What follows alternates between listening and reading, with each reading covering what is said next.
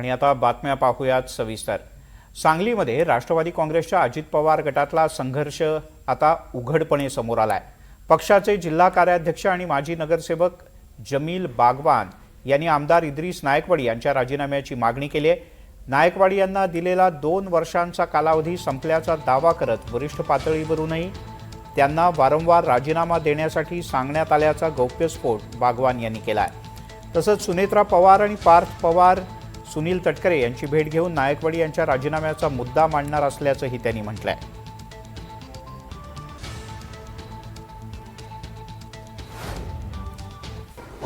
आज मुस्लिम समाजाचा नाव बदनाम करायचा काम जर कोणी केलं असेल तर ते आमदार इद्रिस नायकवडींनी केलं।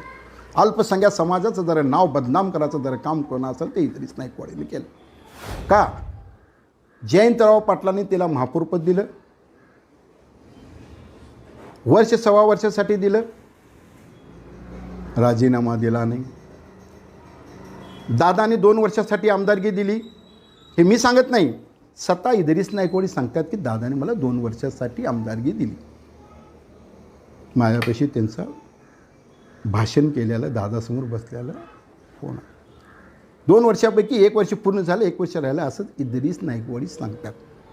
जर खऱ्या अर्थानं आदरणीय दादाची जयंती तुम्हाला जर साजरी करायची असेल तर अजूनसुद्धा वेळ गेलेली नाही, अजूनसुद्धा तुम्ही राजीनामा देऊ शकता।